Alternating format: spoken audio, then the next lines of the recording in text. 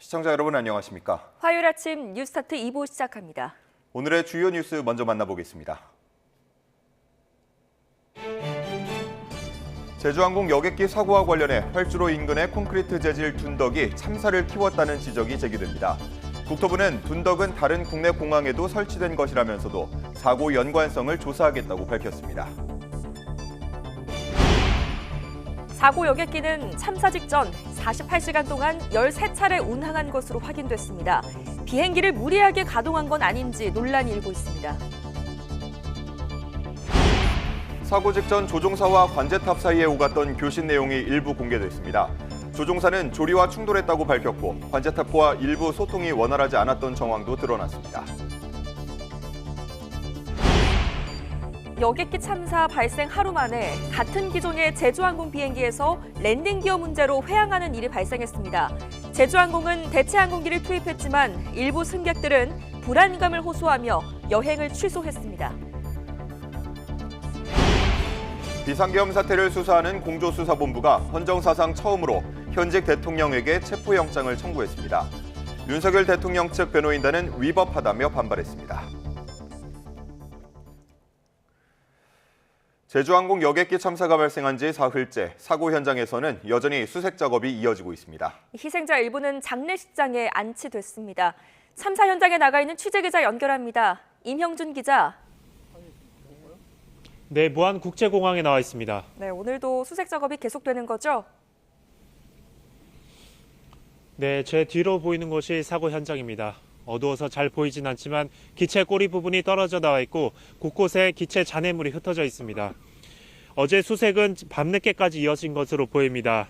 기관 합동조사가 이뤄졌는데요. 전남경찰청과 국토교통부 항공철도사고조사위원회는 여객기 참사 현장 주변에서 유류품 등을 수색했습니다.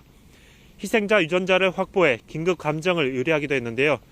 또 국토교통부 요청으로 여객기 참사 원인을 규명할 실마리가 될 저장장치 확보에 나섰습니다. 해당 저장장치에 어떤 내용의 정보가 담긴 것인지 파악되진 않았지만 보관함만 발견된 것으로 전해졌습니다. 수색은 오늘 아침 8시부터 재개될 예정입니다. 네, 신원이 확인된 희생자들에 대한 장례 절차는 시작됐습니까? 네, 제주항공 여객기 참사 희생자의 장례 절차가 시작됐습니다. 전라남도는 어제 제주항공 여객기 참사 희생자 2명의 시신이 광주광역시에 있는 장례식장으로 다른 한 명은 서울로 각각 운구됐다고 밝혔습니다. 광주로 옮겨진 희생자 2명 가운데 한 명은 내일부터 3일장을 거쳐 내년 1월 2일, 그러니까 모레 발인될 예정입니다. 제주항공 희생자 179명 가운데 지문대조로 160여 명의 신원이 확인된 것으로 알려졌는데 나머지 시신은 유전자 확인 절차를 남겨두고 있습니다. 사고 현장엔 수습된 시신을 임시 안치할 이동식 냉동고가 설치된 것으로 전해졌습니다. 희생자 가운데는 태국인 2명도 있는데 유가족이 어젯밤 한국에 입국했고 오늘 무안공항을 찾을 것으로 보입니다. 이런 가운데 합동분향소가 어제 문을 열면서 추모의 발길이 이어졌습니다. 합동분향소는 무안종합스포츠파크 실내체육관에 마련됐는데 각계각층에서 애도의 뜻을 드러냈습니다. 전남도는 유가족들이 사고 현장과 가까운 곳에 분향소를 운영하는 것을 원하는 만큼 무안공항 1층에도 합동분향소를 추가로 설치할 예정입니다. 지금까지 무안국제공항에서 YTN 임영준입니다. 제주항공 여객기 사고 조종사가 사고 전 메이데이, 즉 조난 신호를 보낼 때 조류 충돌을 언급한 것으로 드러났습니다. 국토교통부는 사고기 조종사가 사고 당일 오전 8시 57분 버드 스트라이크 경고를 받은 뒤 조류 충돌에 따른 메이데이를 선언하고 복행했다고 밝혔습니다. 오전 8시 59분 메이데이를 3번 외친 뒤 버드 스트라이크, 고잉 어라운드라고 말했다는 설명입니다. 또 복행 과정에서 어느 순간 소통이 원활하지 않고 착지하게 된 것으로 이해한다고 말했습니다. 직접 들어보겠습니다. 08시 57분 관제탑에서 조류 활동 주의라는 조언을 내렸습니다. 정확하게 caution bird activity 이렇게 조언을 줬고요. 08시 59분에 조종사가 조류 충돌로 인한 비상선언 및 복행을 통보했습니다. 메이데이 세 번 선언했고요. 버드 스트라이크, 고잉 어라운드 용어를 썼습니다. 제주공항 여객기 참사의 주요 원인으로 지목되는 콘크리트 언덕 방위각 시설이 무안공항에만 있는 건 아닌 것으로 확인됐습니다. 국내 다수 공항에 콘크리트 재질의 방위각 시설이 설치된 것으로 확인됐는데요. 국토부는 사고 연관성 파악에 나섰습니다. 황혜경 기자입니다.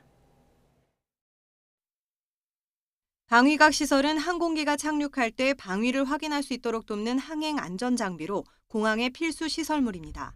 다만 규격화된 형태는 없다는 게 정부 당국의 설명입니다. 안테나를 바닥에 설치하든 언덕을 만들어 그 위에 설치하든 딱히 규정이 없다는 겁니다. 이 방위각 시설을 어떤 토대 위에 놓냐, 그건 상당히 공항별로 좀 다양한 형태가 있는 것으로 아까 콘크리트 구조물도 있고 또 어떤 파일 형태도 있고 어떤 정해진 규격화된 어떤 그런 형태는 없는 것으로 파악이 되고 있습니다. 국토부에 따르면 대구나 김포공항에는 방위각 시설이 지면에 설치돼 있고 여수나 제주, 포항, 경주공항 등에는 언덕 위에 설치돼 있습니다. 특히 이들은 모두 무안공항처럼 콘크리트를 사용해 높이를 높인 것으로 확인됐습니다. 국토부는 미국 LA공항이나 스페인, 남아공 등 해외 유명 공항에서도 콘크리트를 활용해 방위각 시설을 만든 만큼 그 자체는 문제가 없는 것으로 보고 있습니다. 다만 무안공항 방위각 시설이 참사의 1차적 원인으로 지목되고 있다 보니 관련성을 조사하겠다는 입장입니다. 저희가 근거 규정이나 해외 어떤 그 내용들을 지금 파악을 하고 있는 중이고 이 파악이 되는 대로 자료를 제공하겠습니다. 일단은 사고와의 연관성에 대해서는 조사 과정에서 일단 면밀히 파악을 해볼 계획입니다. 만약 콘크리트 재질의 방위각 시설이 참사를 더욱 키운 것으로 확인된다면 같은 형태의 구조물이 설치된 국내 다른 공항의 안전성 문제도 도마 위에 오를 것으로 보입니다. YTN 황혜경입니다. 이번 참사가 발생한 경위를 풀어줄 블랙박스에 관심이 모아지고 있는데요. 국토부는 일단 두 가지 블랙박스를 분석센터로 옮겨 조사에 착수했습니다. 하지만 원하는 의문들이 다 풀리기까지는 시간이 꽤 오래 걸릴 것으로 보입니다. 김기봉 기자입니다. 참사의 충격이 크지만 사고의 원인과 경위는 여전히 안개 속입니다. 기장이 메이데이를 거듭 말한 뒤 버드 스트라이크라고 외친 점으로 미뤄 조류 충돌로 인해 1차 착륙을 못한 것으로 추정됩니다. 하지만 엔진 충돌인데 랜딩 기어가 작동하지 않은 이유 등 의문점이 많이 남아있지만 모든 답은 블랙박스 분석 이후로 미뤄집니다. 보도에 대해서는 지금 파악된 수치가 없습니다. 그게 아까 말씀드렸던 그 블랙박스 안에 아마 그런 내용들이 맞습니다. 저희가 블랙박스 그 안에 아마 그 내용을 좀 봐야. 국토부는 일단 블랙박스를 김포공항 분석센터로 옮겼습니다. 기록장치 조사에는 제조사인 보잉사와 미 교통안전위원회 요원 4명이 일단 합류하고 엔진 제조사인 CFMI도 참여할 예정입니다. 마지막 25시간의 항공기 움직임이 담겨있는 비행 기록 장치와 마지막 2시간의 모든 교신 내용이 녹음되어 있는 음성 기록 장치인데 이번 사고에서 불타지 않은 꼬리 부분에 있어 비교적 온전한 상태로 확보됐습니다. 비행 기록 장치에 일부 파손이 있지만 음성 기록 장치는 온전한 것으로 보여 경위 파악에는 큰 문제가 없을 것이라는 관측이 유력합니다. 20시간 전 자료 같은 건 필요 없잖아요. 이제 그런 부분이 파손됐으면 문제가 없는 거고 좀 어느 정도 손상이 되더라도 분석하는 큰 대세가 지장이 없을 거로 이렇게 보여요. 다만 조사가 진행돼도 모든 경위를 빨리 파악하기는 어렵고 일부 사실이 밝혀져도 즉시 공개하기가 쉽지 않다는 제약도 있습니다. 빠르면 한 2, 3개월 걸릴 텐데요. 그래도 그 내용을 비밀로 해야 돼요. 완전히 조사가 끝날 때까지 중간 결론 비슷하게 내가지고 하면 이게 언론이나 아니면 유가족이나 이런 상태에서 문제가 발생이 되거든요. 그게 기본 원칙이거든요. 국토부는 최대한 신속하게 조사한다는 방침이지만 사고 원인을 밝혀줄 핵심 내용이 규명되기까지는 생각보다 긴 시간이 걸릴 것으로 예상됩니다. YTN 김기봉입니다. 제주항공이 사고 여객기에 대해 과거 사고 이력이 없다고 밝힌 것과 달리 3년 전에도 활주로에서 기체 뒷부분이 바닥에 긁히는 사고가 있었던 것으로 파악됐습니다. 또 당시 사고가 난 뒤에도 비행이 이뤄져 국토교통부가 안전규정 위반으로 2억 2천만 원의 벌금을 부과했었다고 설명했습니다. 이에 대해 제주항공은 3년 전 사고는 피해가 크지 않아 항공법상 사고가 아닌 사건으로 분류해 사고 이력이 없다고 했던 것이라고 해명했습니다. 이번 사고 원인 가운데 하나로 조류 충돌, 이른바 버드 스트라이크가 거론되고 있습니다. 이를 뒷받침할 정황들이 속속 제기되고 있는데요. 아직까지 섣부른 추측을 경계해야 한다는 지적도 나옵니다. 김민성 기자입니다. 제주항공 여객기 탑승객과 가족이 사고 직전 나눈 대화 내용입니다. 새가 비행기 날개에 끼어 착륙을 하지 못하고 있다고 말합니다. 언제부터 그랬느냐 물음에 방금 그랬다고 유언해야 하나 하는 답이 돌아옵니다. 당시 시간은 사고 2분 전인 오전 9시 1분. 비행기 한쪽 엔진에서 연기가 난 뒤 폭발했다는 구조된 여성 승무원의 목격담도 나왔습니다. 이번 사고 원인으로 버드 스트라이크, 조류 충돌설이 제기되는 이유입니다. 무안갯벌은 유네스코 세계 자연유산 등재를 추진할 만큼 생태적 우수성을 평가받는 곳입니다. 실제로 무안공항 활주로 주변에는 갯벌과 호수가 있어서 저어새나 노랑무리 백로 같은 철새가 많이 오갑니다. 더구나 겨울철은 철새 이동량이 많아지는 시기이기도 합니다. 서해 쪽에 있는 갯벌이라든지 하천이라든지 저수지라든지 강하구 쪽 이런 데 가장 많이 월동을 하는 시기입니다. 2019년부터 올 상반기까지 무안공항의 조류 충돌 발생 빈도는 비행기 만편당 9건꼴. 한국공항공사가 운영하는 지방공항 14곳 가운데 가장 높은 것으로 나타났습니다. 다만 조류 충돌만으로는 착륙장치 미작동 같은 이번 사고 의문점 전부를 명쾌하게 설명할 수는 없다는 시각도 있습니다. YTN 김민성입니다. 외신들도 최악의 인명피해를 낸 제주항공 참사 원인을 주목하고 있습니다. 조류 충돌이 유일한 원인은 아닐 거라고 입을 모으며 여러 가지 의문들을 제기하고 있습니다. 워싱턴 권준기 특파원입니다. 5,000개 넘는 공항이 있는 미국에서 야생동물 충돌은 1년에 2만 건, 하루 50건 넘게 발생할 정도로 흔한 일이라고 뉴욕타임스는 전했습니다.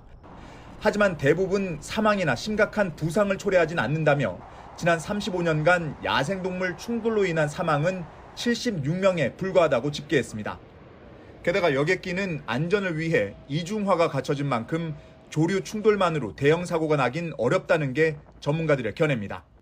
Bird strike seems to be the initiating factor, but what happened to the systems after the bird strike and how the pilots handled it, that's going to be the focus of the investigation. AFP는 다만 한 마리 이상의 새가 엔진에 들어갈 경우 심각한 엔진 고장을 일으킬 수 있다며 특히 터빈 엔진 압축기가 손상되면 오작동하거나 멈출 수 있다고 분석했습니다. 하지만 랜딩 기어와 날개 플랩이 작동하지 않은 건 여전히 의문입니다.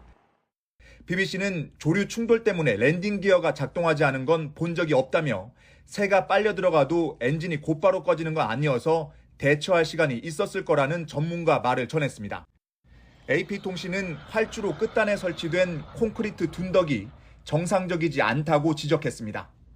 That's why, because aircraft occasionally will go over the end, you don't put solid structures immediately in the overrun. But that's what happened here.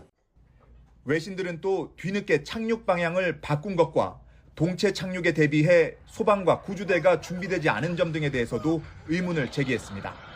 워싱턴에서 YTN 권준기입니다.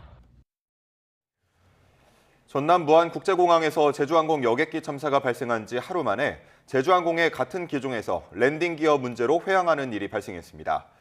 제주항공은 어제 새벽 6시 반쯤 김포공항에서 출발해 제주로 향하던 7시 101편이 이륙 이후 랜딩 기어 문제로 회항했다고 밝혔습니다. 탑승객들은 YTN에 최초 기체 결함으로 회항한다고 기내 방송이 나왔으며 이후 김포공항에 착륙한 뒤 랜딩 기어 문제라고 재차 방송이 나왔다고 전했습니다. 이번 참사로 사회 전체가 큰 충격에 빠지면서 정부는 유가족과 주변 사람들의 정신 건강을 지원하기 위한 심리 지원단을 구성했습니다. 전문가들은 사고 소식을 접하는 국민 모두가 심리적 우울감에 빠질 수 있다며 SNS에 동영상을 공유하는 것부터 멈추라고 조언하고 있습니다. 염혜원 기자입니다. 사랑하는 가족을 한꺼번에 한순간에 잃은 유가족들의 애끓는 울음이 그치지 않습니다. 남은 사람들이 받게 된 정신적 충격은 실로 엄청나지만 제대로 관리를 받기는 쉽지 않습니다. 사고를 직접 목격한 사람들도 마찬가지입니다. 참혹했던 현장이 자꾸 떠오르는 고통을 견디기가 힘듭니다.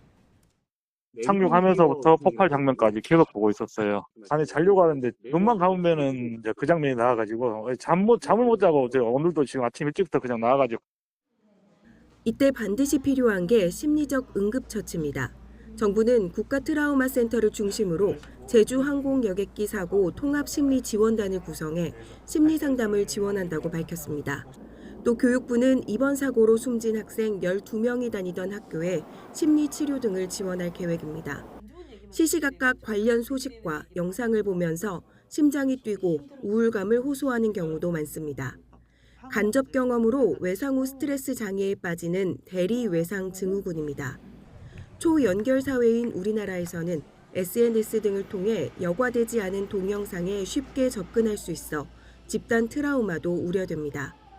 전문가들은 동영상 공유를 자제하고 사고 장면을 반복적으로 보는 등의 행동을 멈추라고 조언합니다.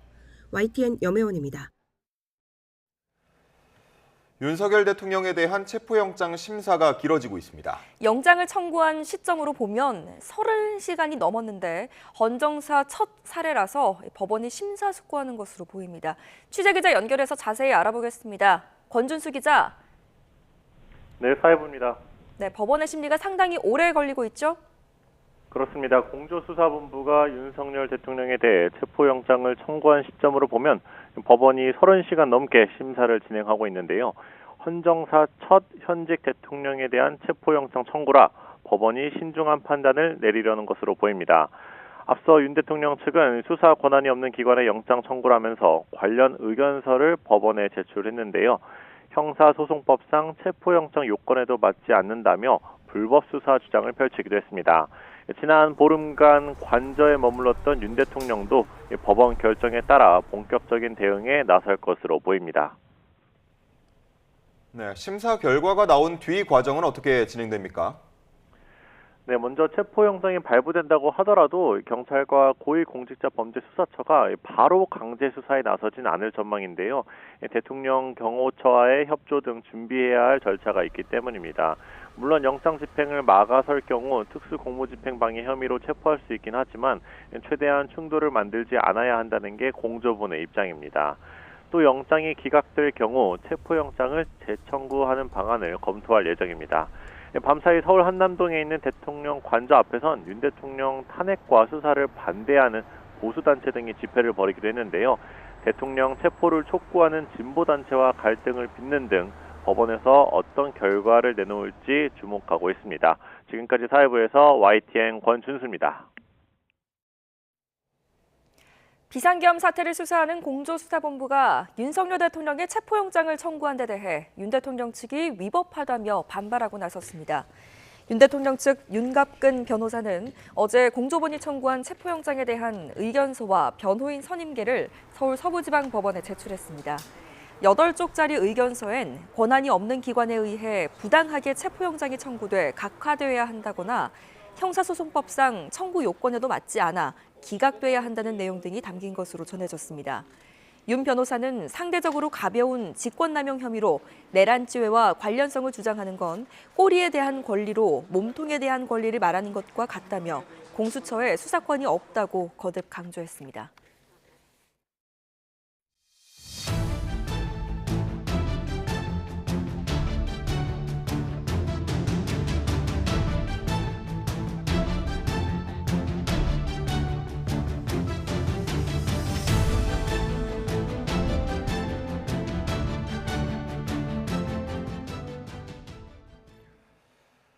조종사의 사고 직전 교신 내용이 일부 공개됐습니다.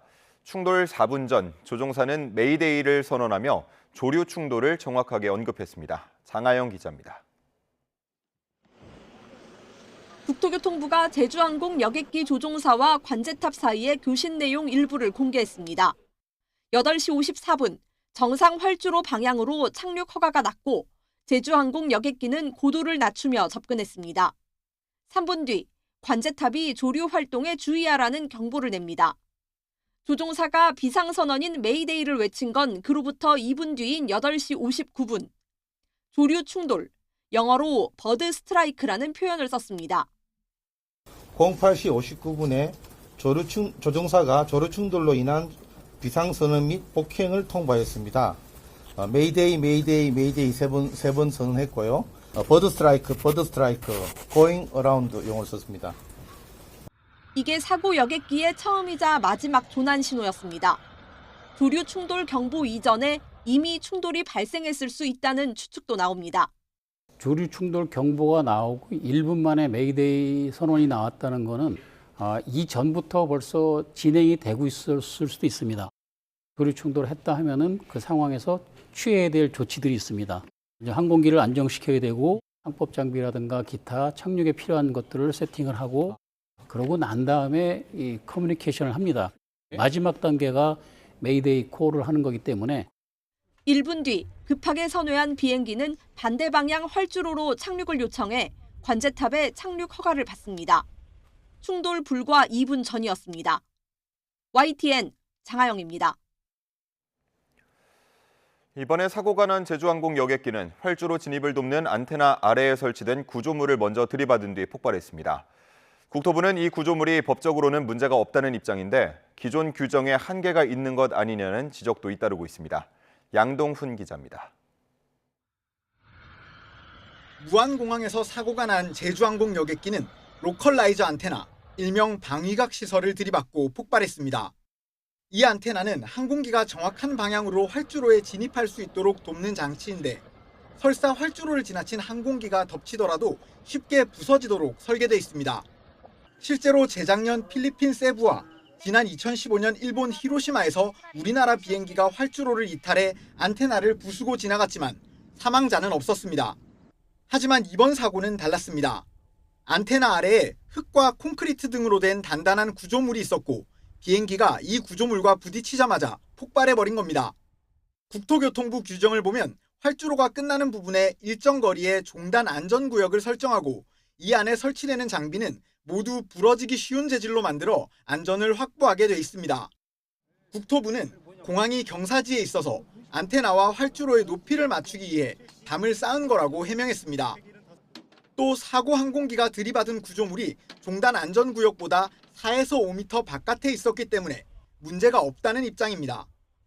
방위각 시설이 활주로 종단 안전구역 외곽에 설치되어 있는 것을 확인했습니다. 이게 활주로 끝단에서 251m 정도 이격이 되어 있는 것으로 파악이 됩니다.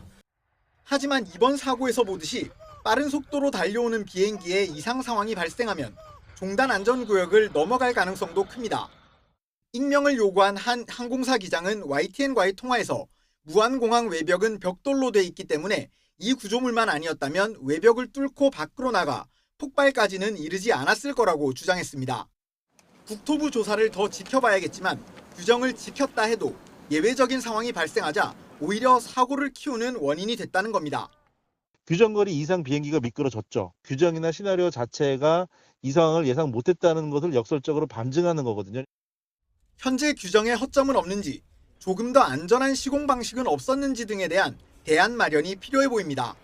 YTN 양동훈입니다. 제주항공 여객기 사고 피해 규모를 키운 것 중 하나로 지적되는 활주로 인근 콘크리트 재질 둔덕과 관련해 국토교통부는 다른 국내 공항에도 설치된 것이라고 밝혔습니다. 국토교통부 주종환 항공정책실장은 방위각 시설로 불리는 해당 구조물이 여수공항이나 포항, 경주공항 등에도 설치돼 있다며 사고 연관성에 대해서는 면밀히 파악할 방침이라고 말했습니다. 제주항공 사고와 관련해 해당 여객기가 참사 직전 48시간 동안 13차례 운항한 사실이 확인됐습니다. 제주항공은 평소에도 보유 항공기를 최대한 가동했는데 비행기를 무리하게 가동한 건 아닌지 논란이 커지는 모습입니다. 김연아 기자가 보도합니다. 사고가 난 제주항공 여객기의 비행 시간표입니다. 사고 이틀 전인 27일 무안에서 제주, 인천, 중국 베이징, 다시 제주를 갔다가 무안 말레이시아 코타키나발루 노선을 운항했습니다. 그리고 다음 날 코타키나발루에서 무안으로 돌아온 뒤 일본과 타이안을 거쳐 무안 태국 노선에 투입됐습니다. 만 48시간이 안 되는 시간에 짧게는 40분, 길게는 6시간 가까운 비행을 반복한 겁니다. 제주항공의 여객기당 운용시간은 418시간으로 국내 6개 항공사 가운데 가장 길어서 대한항공이나 아시아나는 물론 비슷한 국내 저가 항공사인 티웨이 항공이나 진에어, 에어 부산보다도 길었습니다. 비행 시간은 긴데 정비 환경은 그에 못 미친다는 폭로도 이어지고 있습니다. 사고 직후 제주항공은 비행 정비가 제대로 진행되고 있다고 밝혔지만 정비 프로그램에 따라 가지고 지속적으로 정비를 하고 있는 거고요. 이 항공기에 이상이 있었던 징후는 전혀 없었습니다. 사고기가 3년 전 꼬리가 활주로에 닿는 사고로 기체 손상이 생겼을 때도 제대로 확인하지 않고 그대로 비행해 벌금을 부과받았고 직장인 익명 사이트에는 제주항공 직원들이 이미 수개월 전부터 비행기 안전과 정비에 심각한 문제가 있다는 글을 올린 사실이 확인되는 등 논란이 커지는 모습입니다. YTN 김현아입니다. 참사가 발생한 지 하루 만에 김포공항을 출발해 제주로 향하던 제주항공의 비행기가 랜딩기어 이상으로 긴급 회항하는 일이 발생했습니다. 인명피해는 발생하지 않았지만 무안공항에서 사고가 난 여객기와 같은 기종이라 승객들은 불안에 떨어야 했습니다. 윤흥성 기자가 보도합니다. 김포공항에서 제주로 향하던 제주항공 7C101편이 긴급 회항했습니다. 승객 161명을 태우고 이륙한 지 20여 분밖에 되지 않은 상황이었습니다. 해당 여객기는 무안공항에서 사고가 난 여객기와 같은 보잉 B737-800이었습니다. 게다가 사고 원인 중에 하나로 추정되는 랜딩 기어 문제로 회항하면서 승객들은 큰 불안에 떨어야 했습니다. 착륙한 이후에 기체 결함이 아니라 랜딩 기어 이상으로 회항을 했다라고 기내 방송으로 얘기를 하더라고요. 다들 착륙하고 다 놀랬죠. 만일의 상황에 대비해 한국공항공사가 소방대를 대기시킨 가운데 착륙은 정상적으로 이루어져 인명피해는 발생하지 않았습니다. 제주항공은 다른 항공기를 준비해 제주로 다시 출발했는데 불안감을 느낀 승객 21명은 아예 비행편을 취소했습니다. 제주항공은 이륙 직후 랜딩기어 이상 신호가 발견돼 기장이 정비통제센터와 교신을 통해 조치를 마쳤지만 안전을 위해 회항을 결정했다고 설명했습니다. 정상 작동이 됐습니다. 하지만 해당 편 기장은 안전 운항을 위해서 회항에서 점검을 받는 게 낫다라고 판단을 했고 제주항공은 정확한 원인 분석을 위해 점검을 진행하고 있다고 밝혔습니다. YTN 윤웅성입니다. 무안국제공항에서 일어난 제주항공 여객기 참사 이후 제주항공 항공권 예약 취소가 무더기로 발생했습니다. 제주항공은 그제부터 어제 오후 1시까지 항공권 취소 건수는 6만 8천 건으로 집계됐다고 밝혔습니다. 국내선이 3만 3천여 건, 국제선이 3만 4천여 건으로 나타났습니다. 제주항공 여객기 참사 희생자를 추모하는 합동 분향소가 전국 지자체에 설치되고 있습니다. 희생자들의 넋을 기리고 유가족을 위로하는 시민들의 목소리를 차상은 기자가 정리했습니다. 경기 오산시청에 마련된 합동 분향소. 제주항공 여객기 사고 희생자를 추모하는 시민 발걸음이 시작됐습니다. 외할아버지 팔순을 맞아 여행길에 올랐던 시민 4명이 참사 희생자로 확인되면서 오산 지역 사회는 큰 슬픔에 빠졌습니다. 명복을 빌고 편안하게 하늘나라에서는 편안하게 고통받지 말고 아이고 너무 안타까워. 사고 다음 날 전국 지자체는 합동 분향소를 차리고 희생자 추모에 동참하고 나섰습니다. 참담한 마음으로 분향소를 찾은 시민들은 남일처럼 느껴지지 않는다며 눈시울을 붉혔고 고인들 명복을 빌고요. 다시는 이런 일이 안 일어났으면 좋겠어요. 너무너무 마음이 참담하고 안타깝네요. 아이와 함께 참사 희생자를 추모하며 우리 사회가 슬픔에 동참하는 방법을 알렸습니다. 아이가 오늘 학교에서 애도라는 단어를 배웠는데 그래서 그 애도를 하기 위해서 아이와 애도를 하기 위해서 이 시간에 이렇게 분향소에 찾게 되었습니다. 정말 즐거운 마음으로 여행 갔을 텐데 그 가족의 부모도 마음이 너무 아플 것 같고요. 아기랑 가족이 다음 세계는 행복하게 오래오래 살았으면 좋겠습니다. 희생자 유가족을 걱정하는 시민도 많았습니다. 슬픔을 말로는 표현하기 힘들 거라며 유가족의 안정과 희생자들의 명복을 빌었고 어떻게 우리가 그 표현을 다 하겠어요. 말로 표현이 안 되고 작은 마음이나마 그냥 명복을 빌고 싶고 가족들이 빨리 안정을 찾았으면 좋겠고. 잠들기 힘들 정도로 마음이 아팠다며 슬픔을 나누는 시민도 적지 않았습니다.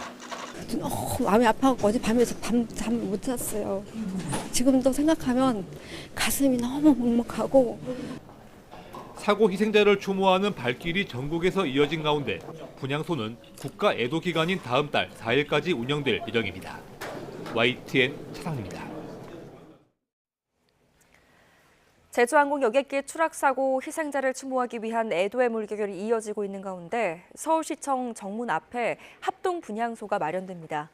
서울시는 오늘 오전 8시부터 국가 애도 기간인 다음 달 4일 밤 10시까지 닷새 동안 서울시청 앞 합동 분향소에서 일반 시민들의 조문을 받을 예정이라고 밝혔습니다. 경기도도 수원역과 의정부역 광장에 합동 분향소를 설치해서 운영할 예정입니다. 도는 도민의 접근성이 높은 곳인 두 곳에 합동 분향소를 설치해서 오늘부터 본격 운영에 들어간다고 밝혔습니다. 합동 분향소 운영 시간은 오전 8시부터 저녁 7시까지입니다. 제주항공 여객기 참사로 일주일간 국가 애도 기간이 지정된 가운데 연예계에서도 애도의 목소리가 이어지고 있습니다. 예정됐던 방송사의 연말 시상식 생방송도 줄줄이 취소됐습니다. 이광현 기자입니다. 온 국민이 애통해하는 국가 애도 기간, 연예계도 한마음으로 위로를 전하고 있습니다. 가수 겸 방송인 이상민은 자신의 SNS에 검은색 바탕에 추모 메시지를 올렸고 방송인 이영자도 유튜브 채널에 올릴 예정이었던 콘텐츠를 쉬어가겠다며 위로를 전했습니다. 해당 게시물들에는 공감과 존중의 댓글도 쇄도했습니다. 연말연시 예정돼 있던 콘서트나 신곡 발매 등 가요계 일정도 줄줄이 취소됐습니다. 가수 김장훈은 사고 직후 무안 인근 지역인 전남 순천에서 열 예정이던 콘서트를 취소하며 관객들의 양해를 구했고 크리에이터 겸 가수 서희부는 깊은 애도와 함께 새해 첫날 예정돼 있던 신곡 발매를 연기한다고 밝혔습니다. 영화계도 언론을 대상으로 작품을 소개하는 행사들이 잇따라 취소됐습니다. 동명의 타이완 영화를 리메이크한 도경수 주연의 영화 말할 수 없는 비밀이 서울 삼성동에서 열려던 제작 보고회를 취소했고 영화 하얼빈과 보고타의 방송 인터뷰나 예능 출연 등 홍보 일정도 연기되거나 결방됐습니다. 지상파 방송사들의 연말 주요 행사인 시상식들도 차질을 빚고 있습니다. 연예 대상을 취소하고 연기 대상 생방송도 녹화로 변경한 MBC는 가요 대제정까지 결방으로 편성표가 바뀌면서 3개 시상식 모두 정상 진행하지 못하게 됐습니다. KBS와 SBS도 국민과 함께 애도의 뜻에 동참하겠다며 각각 연기 대상과 연예 대상 생방송을 취소했습니다. YTN 이광현입니다. 고위공직자범죄수사처와 경찰 등이 꾸린 공조수사본부가 윤석열 대통령의 체포영장을 전격적으로 청구했습니다. 공조본은 내란 우두머리와 직권남용 혐의 등을 받는 윤 대통령의 체포영장을 서울 서부지방법원에 청구했다고 밝혔습니다. 체포영장이 발부될 경우 공수처는 윤 대통령의 신병 확보 시기 등을 신중하게 검토할 것으로 보입니다. 비상계엄 사태를 수사하는 공조수사본부가 윤석열 대통령에 대한 체포영장과 함께 관저 등에 대한 수색영장도 청구하고 신병 확보 준비에 나섰습니다. 고위공직자범죄수사처와 함께 공조본에 참여하는 경찰 국가수사본부 특별수사단은 어제 여러 변수를 충분히 검토하면서 영장을 집행할 준비를 하고 있다며 이같이 밝혔습니다. 또 대통령 경호처가 영장 집행을 거부할 우려에 대해서는 체포영장에 대한 집행 제한 사유는 없으며 영장이 발부된 뒤 충분히 검토해서 대비할 생각이라고 강조했습니다. 현직 대통령에 대한 체포영장은 헌정사상 처음인 만큼 영장이 발부가 되더라도 제대로 집행이 가능할지는 여전히 불확실합니다. 특히 경호처가 막아서면서 충돌 우려도 제기되는데요. 발생 가능한 시나리오를 부장원 기자가 정리했습니다. 윤석열 대통령은 탄핵 소추안 가결로 직무가 정지됐지만 여전히 현직 대통령 신분입니다.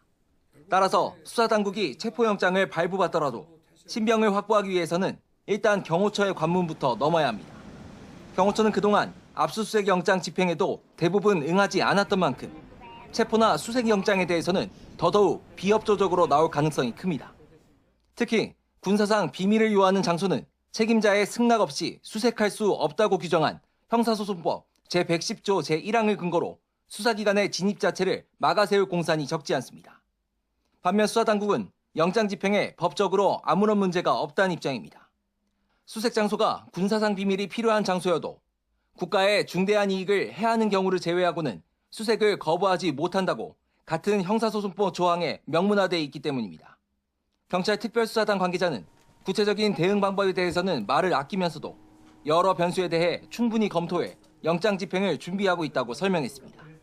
만약 윤 대통령 측이 끝까지 영장 집행을 거부하거나 방해한다면 공무집행 방해죄로 처벌될 수 있습니다.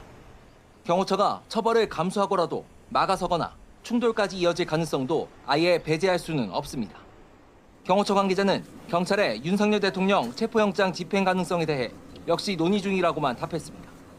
YTN 부장원입니다.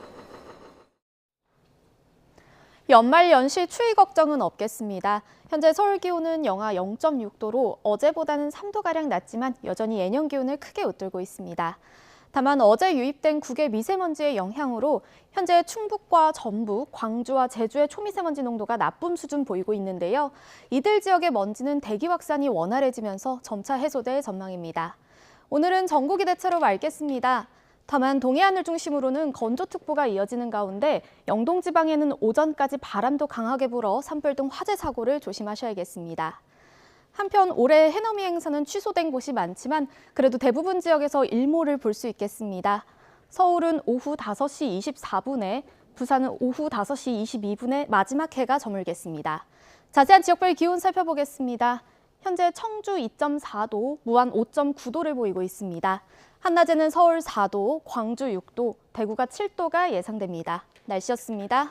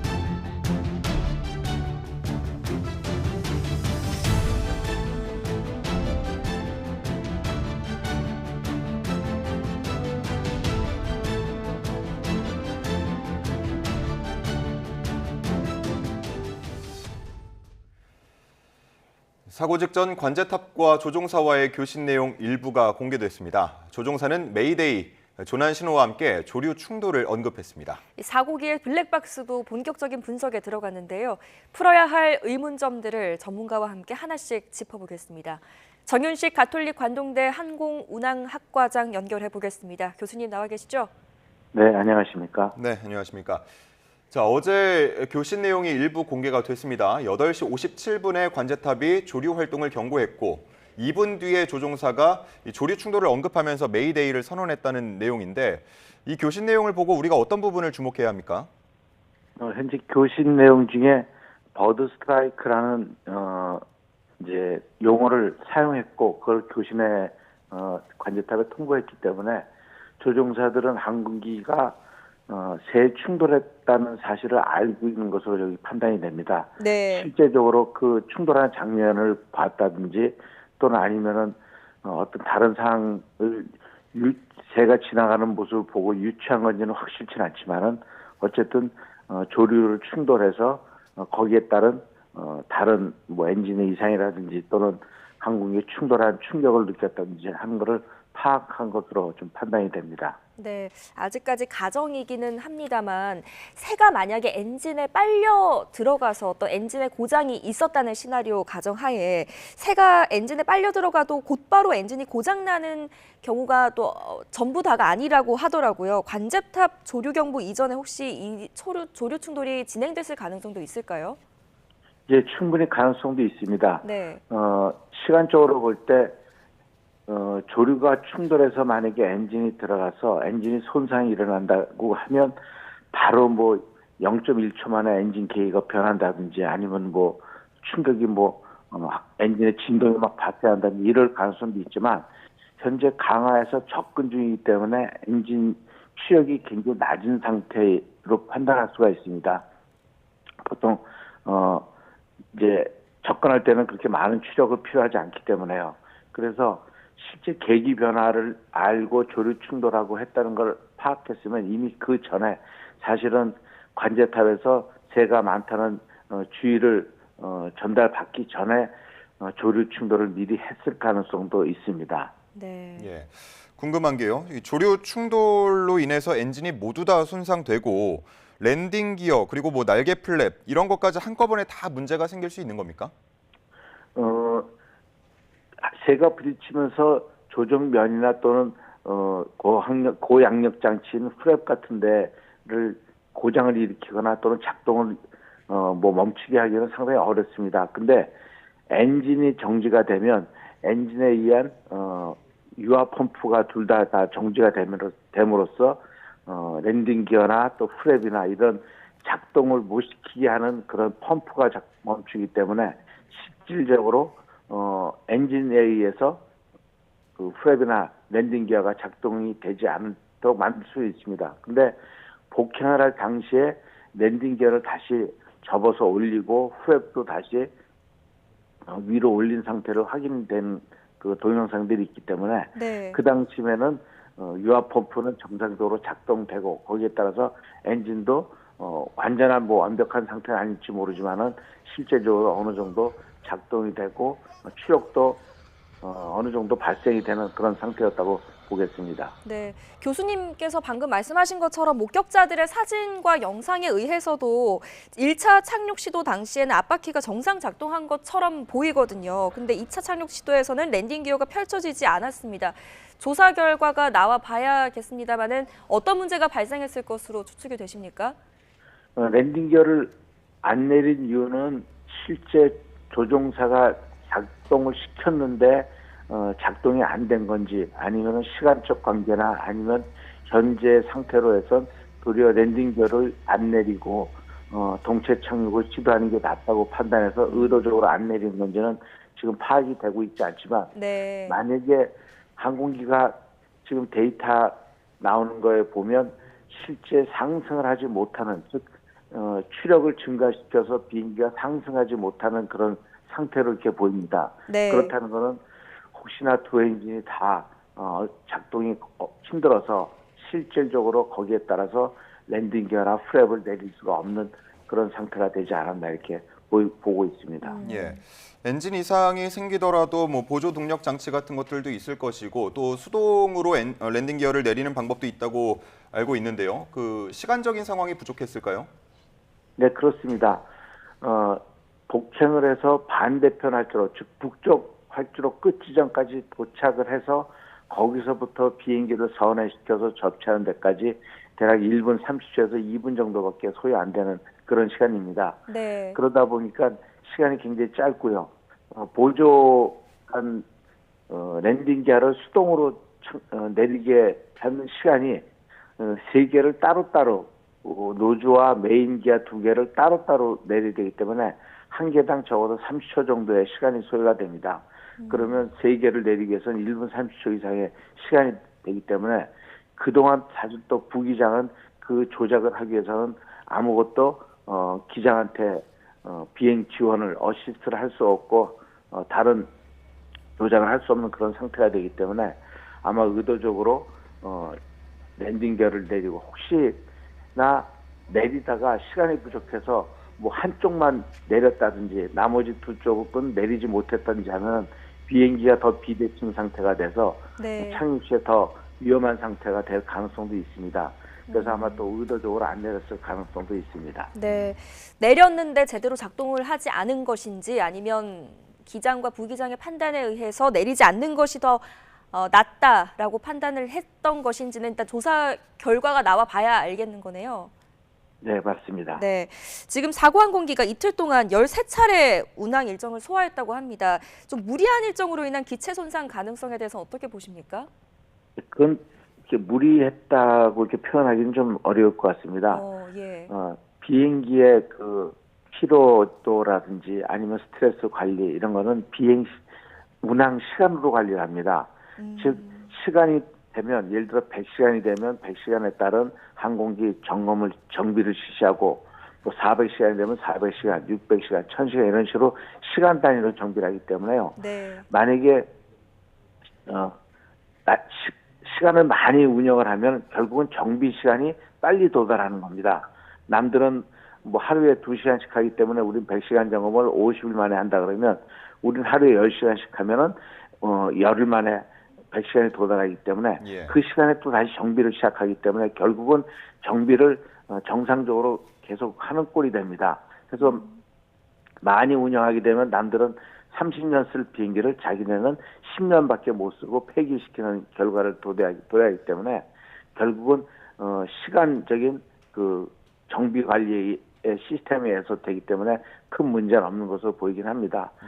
그러나 이제 정비 품질에 관한 문제, 정비를 했지만은 제대로 정비를 했느냐, 정비에 무슨 부품 교환 같은 걸 정확하게 했느냐 이런 문제에 대해서는 항공당국에서 항상 모니터하고 있기 때문에 아마 문제 없을 것으로 이렇게 생각은 하고 있습니다. 예, 일정만 보면 무리한 일정이라고 보기는 어렵지만 정상적으로 정비가 됐는지 그 부분에 대한 점검이 필요할 것으로 보이고요. 지금 조류 충돌이 또 주요 원인 중에 하나로 거론이 되고 있는데 참사 당시에 조류 퇴치반이 현장에는 한 명이었다는 보도가 있습니다. 현장 그 무안공항 주변에는 늘 철새가 많이 날아다니는 걸로 알려져 있는데 조류 퇴치반 한 명이 근무한다. 이거는 적절했다고 보십니까? 무안공항에 비행이 자주 있는 공항이 아니기 때문에 예를 들어서 비행하는 그 당시 착륙 또는 이륙하는 그 당시에 순간에만 조류 퇴치 활동이 있으면 되는 거거든요. 네. 근데 이제 뭐 상시로 비행기가 계속 뜨는 곳이다 그러면은 우리말에서 조류 퇴치 활동을 하는 그 배트맨이 많아야 될 수도 있지만은 실제적으로 그 필요한 시간에 필요한 장소에 필요하다 그러면 실제적으로 많은 인원은 필요하지 않을 수는 있습니다. 근데 이제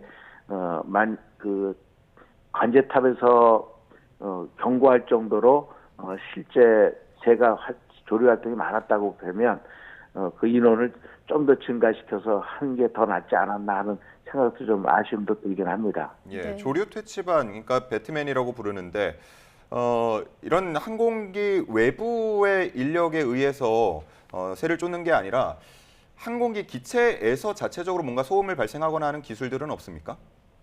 아직은 그런 건 없습니다. 이제 새들도 자기네가 피할 수 있는 그런 공간이라든지 이런 것들이 그렇게 넓지는 않습니다. 그리고 또 실제적으로 새가 예측하는 비행기 속도가 상당히 빠릅니다. 새가 그 비행기가 이렇게 빨리 온다는 걸 사실 예측을 못합니다. 그렇기 때문에 보고 있다가 가까이 오면 피해야지 하다가 부딪히는 경우거든요. 또는 여러 마리가 동시에 있기 때문에 피하 중에 뭐 끝에 있는 부분에 그런 새가 부딪힌다든지 하는 거기 때문에 실제적으로 미리 보고 피한다는 것, 특히나 또 조정석에서 새를 본다는 건 사실 굉장히 어렵습니다. 네. 특히나 육지에 있는 상공에서 새를 본다는 건 색깔이 비슷하기 때문에 파악하기 어려운 경우도 있고요. 그래서 특히나 새는 부딪힐 경우에 새는 아래로 내려갑니다. 그래서 조종사들은 부딪힐 경우에 기술을 위로 드는 그런 훈련을 받기도 합니다. 네. 이 무안공항이 국내 공항 중에서도 지금 조류 충돌이 많이 일어나는 공항 중에 하나이다 보니까 더 아쉬움이 큰 것 같습니다. 주변에 지금 새 군집 지역도 있고 환경적으로 이게 공항으로서의 어떤 적정하냐 이런 얘기들도 나오고 있거든요. 이런 상황에서 좀 다시 검토할 필요도 있다고 보십니까? 처음에는 공항 자체가 조류가 이렇게 서식하는 지역이 아니었을 수가 있습니다. 그러나 공항이 넓은 지역에 공항이 개발되고 또 공항 주변에 이제 개발이 되면서 예. 자연적으로 넓은 공터와 자기네 먹이가 있는 그런 잔디밭 같은 지역이 있는 공항이 자연스럽게 교류 서식지가 돼버립니다. 그래서 실질적으로는 비행장이 만들면 비행장 자체가 조류 서식지가 된다 이렇게 생각하셔도 뭐 무방할 정도로 새가 모이게 돼 있습니다. 네. 예. 이번에 또 다른 원인으로 하나로 지목되는 게 바로 이 둔덕입니다. 착륙 유도 안전 시설 로컬라이저 아래에 그 둔덕이 있는 이유는 뭡니까? 둔덕은 그 안테나를 세우기 위한 그런 바닥 지지대로 보시면 됩니다. 근데 이제 그 위치가 실질적으로 한 3m 정도 이렇게 올라와 있기 때문에 그게 실제 충돌하는데 많은 영향을 줘서 비행기 화재까지 일으킨 게 아닌가 이렇게 지금 생각을 하고 있습니다. 네. 근데 이게 사실은 비행 안전 시설로서 항해 안전 시설, 비행 안전 시설을 만들어 놓기 때문에 이걸 장애물로 보지는 지금 않습니다. 그러나 이게 비행기가 거기까지 와서 충돌하는 거를 고려를 한 건지 실제적으로는 요구사항에는 만족을 하지만 다른 또 추가 요구사항에는 만족하지 못하는 몇 개의 자료도 있긴 하지만 이거는 비행장에 운영하는 상태에서는 크게 인허가 상태에서는 문제 없는 것으로 보고 있습니다. 그래서 이거를 지하 시설로 이제 판단하는 것으로 지금 판단이 되고 있는데요. 왜냐하면 땅속 이하 시설로요. 그렇기 때문에 큰 문제 없는 것으로 이렇게 본 것으로 지금 판단하고 있습니다. 네, 물론 뭐 여러 가지 항공 규정에 의해서는 문제가 없다고 볼 수가 있겠지만 어쨌든 뭐 사고라는 게 항상 예상 가능한 건 아니다 보니까 여러 가지 측면에서 대비를 한다고 봤을 때 둔덕 같은 이 콘크리트 시설을 좀 없앨 수 있는 방안을 우리가 고민을 해야 됩니까? 예, 그렇죠. 만약에 이런 시설이 이번에 이게 규정상의 문제가 없지만 우리가 앞으로 또 이런 일이 있다는 예측을 할 가능성도 충분히 있지 않습니까? 그러면 그거를 대비해서 이 콘크리트를 없애고 거기를 이제 철 프레임으로 이렇게 얇은 프레임으로 바꾼다든지 아니면 아예 이번 기회에 그런 활주로 끝단에서 담 쪽까지 경사면이 약간 돼 있는데 네. 거기를 활주로를 한 평이하게 흙을 덮어서 이렇게 마치 보토시켜서 높이를 맞춘다든지 하는 그런 작업까지도 또 여기 무안공항뿐만 아니라 다른 공항에도 또 혹시 이런 것들이 없는가 한번 찾아가지고 안전 개선 차원에서라도 한번 좀 확인할 필요는 있을 것으로 봅니다. 네, 알겠습니다. 지금 블랙박스가 이제 수거가 됐고 조사에 착수한 상태입니다. 어제 저녁이죠. 미국 국가교통안전위원회 직원과 보잉사 직원도 입국해서 이제 함께 조사할 예정입니다. 지금 해독에는 최소 한 달 정도가 걸릴 예정이라고 하는데 어떤 점을 좀 중점적으로 봐야 한다고 보십니까?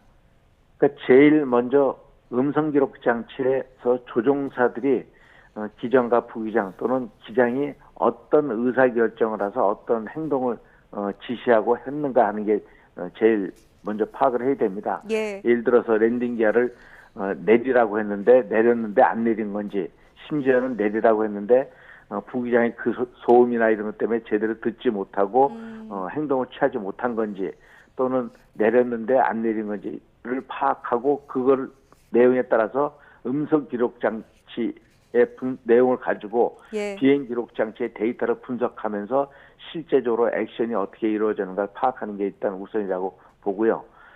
파손이 좀 됐다고 지금 하기 때문에 실질적으로 데이터 하나하나를 다시 세부적으로 이렇게 데이터를 추출할 수도 있습니다. 그러다 보면은 뭐 3개월, 4개월까지도 이렇게 갈 가능성도 있습니다. 예. 그 블랙박스의 여러 가지 항공기 조작 과정이 또 기록이 될 텐데 혹시 수동으로 랜딩 기어를 조작하는 부분들도 여부가 확인이 됩니까? 예, 그런 것도 확인이 가능하고 특히나 음성 기록 장치에는 아주 세부적으로 그 작은 소리까지 녹음되기 때문에요.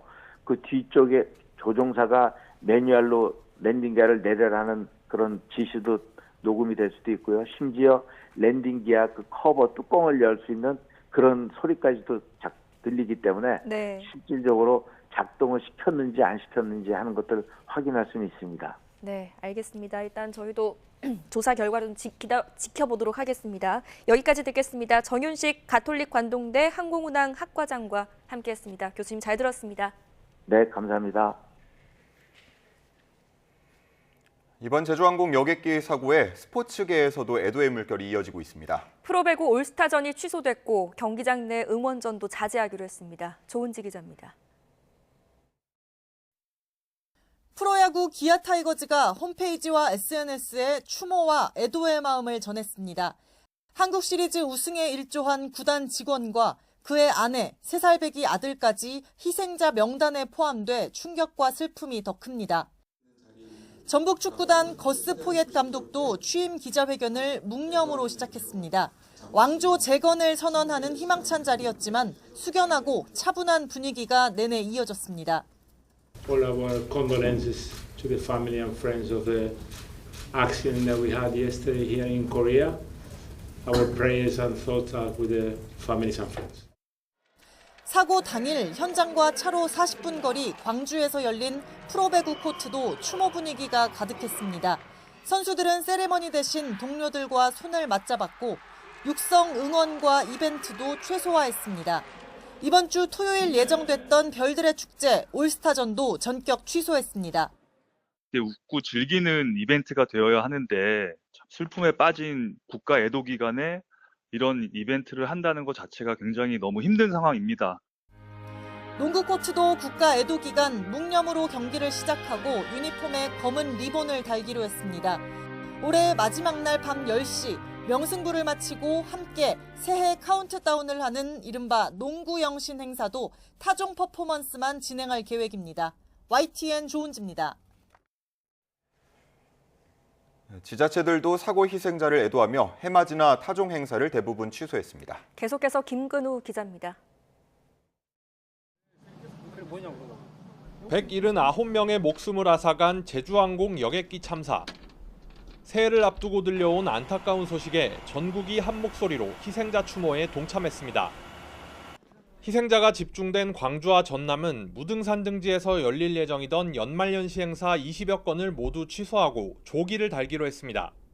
다수의 광주 시민들이 돌아가셨지 않습니까? 광주 시민들의 어떤 공동체 정신, 함께하는 어떤 그런 부분이 너무나도 당연하다고 생각을 합니다. 서울시는 매년 해오던 종로 보신각 제아의종 타종 행사를 대폭 축소했습니다. 타종식은 그대로 진행하지만 공연과 퍼포먼스를 없애고 조의와 애도의 시간을 가질 예정입니다. 해맞이 명소인 동해안에서도 새해맞이 행사가 대부분 취소됐습니다. 울산 울주군은 한반도에서 가장 먼저 해가 뜬다는 간절곶 해맞이 행사를 취소했고 강릉시는 새해 정동진 해수욕장에서 예정된 불꽃놀이를 하지 않기로 했습니다. 호미곶이 있는 포항시는 해맞이 대신에 희생자를 기릴 추모의 벽을 세우기로 했습니다. 이번에 유명을 달리하신 분들에 대해서 애도하는 것도 함께 할 수 있는 공간을 따로 마련을 했어요. 그래서 그분들을 위한 그런 메시지도 전달하고 따뜻한 위로의 말씀도 할 수 있는 그 월을 만들어서 한 해를 마무리하는 시점에 들려온 가슴 아픈 소식. 온 국민이 깊은 애도와 위로로 유가족과 함께하고 있습니다. YTN 김근우입니다.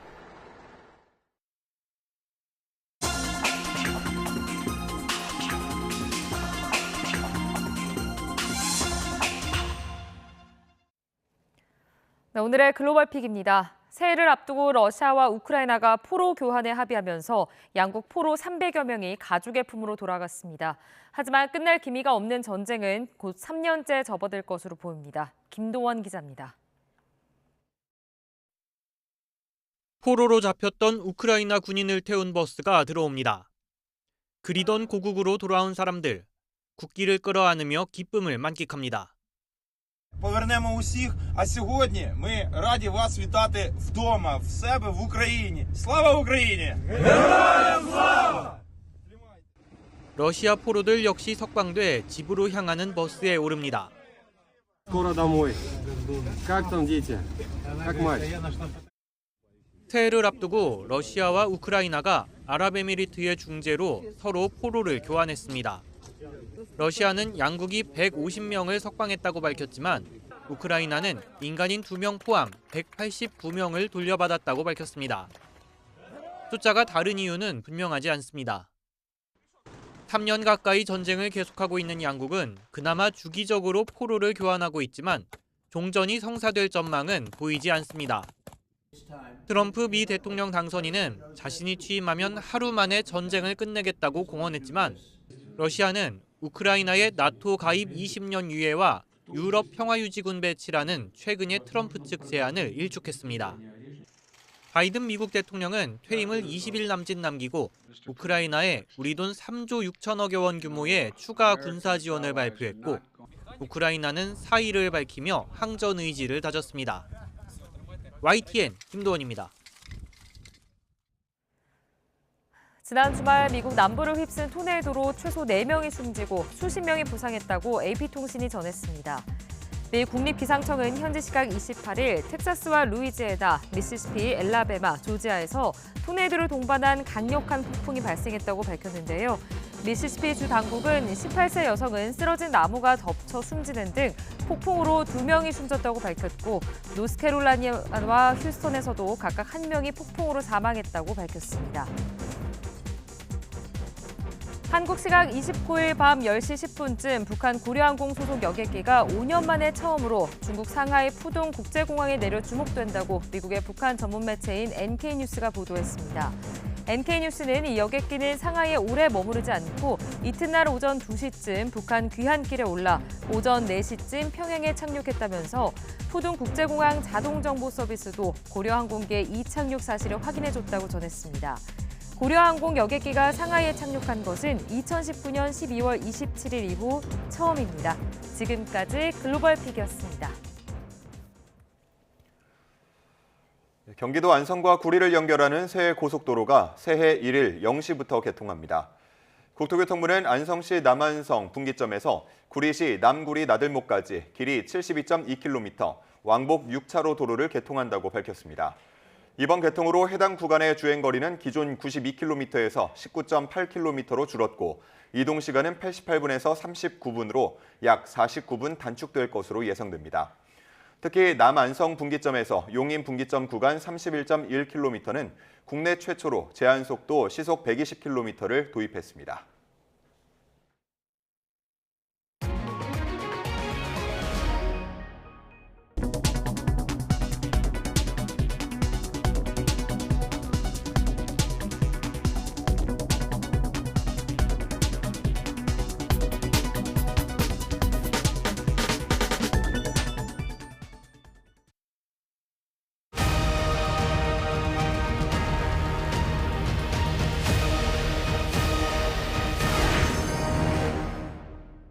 친애하는 국민 여러분, 저는 자유 헌정 질서를 지키기 위해 비상계엄을 선포합니다.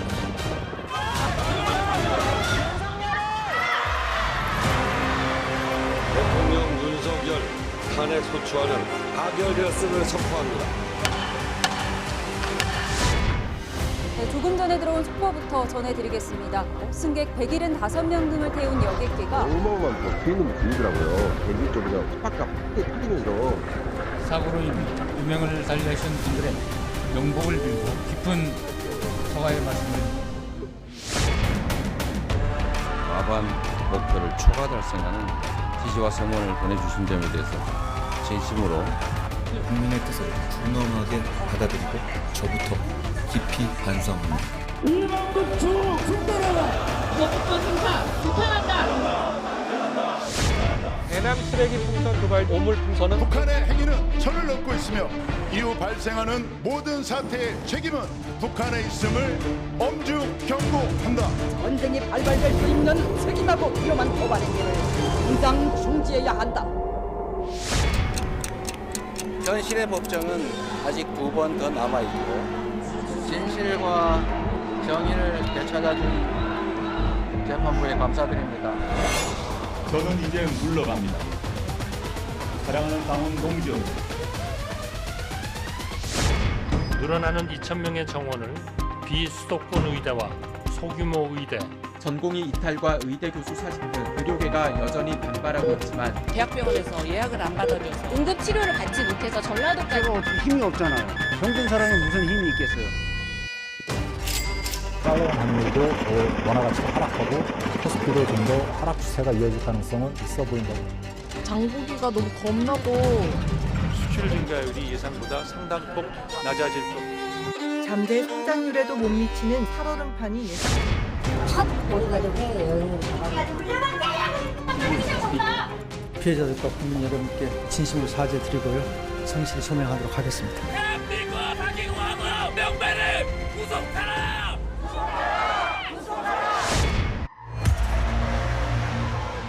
마지막에 말해준 거예요. 그 앞에서 뻘쭘하게. 이적분께 대통령이 주셨습니다. 정규직이 아니라 일용직이 대부분이어서 100kg를 제대로 찾지 못해서 인명피해가 늘어나는 이미 이제 뿌옇게 연기가 거북해 올라오고 있는 상황이고 아무것도 전기, 수도 하나도 안 날씨가 너무 더워가지고 날씨가 너무 더워서 가만히 있어도 땀이 흐르고 폭염 뒤 찾아온 호우도 이른바 역대급이었습니다. 앞이 안 보이게 오던데. 물이요, 막 삽시간에 들어왔어요, 삽시간에. 차가 눈에 박혀서 오도 가도 못하고. 지구가 전체적으로 더워지면서 가능하기가 좀 어려운 상황입니다.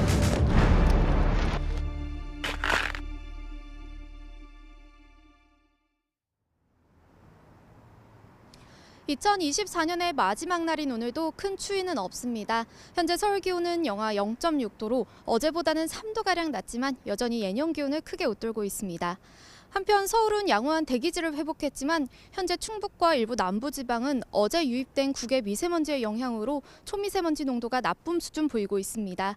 이들 적은 오전까지 공기가 탁하다가 대기 확산이 원활해지면서 초미세먼지가 점차 해소될 전망입니다. 자세한 지역별 기온부터 살펴보겠습니다. 현재 춘천 영하 4.2도, 청주 1.6도, 무안 5도로 어제보다 낮은 기온으로 출발합니다. 한낮에는 서울 4도, 무안과 대구 7도로 예년 수준의 겨울 날씨를 보이겠습니다. 한편 올해 마지막 해넘이와 새해 첫 해돋이 행사는 취소된 곳이 많습니다. 하지만 대체로 맑은 날씨가 이어지면서 대부분 지역에서 일몰과 일출을 볼 수 있겠습니다. 2024년의 마지막 해는 서울은 오후 5시 24분에, 광주는 5시 31분에 저물 것으로 예상됩니다.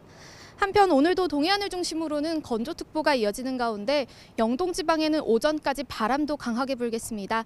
산불 등 화재 사고를 주의하시기 바랍니다. 지금까지 YTN 원희다입니다. 네, 계속해서 뉴스타트 3부가 이어집니다.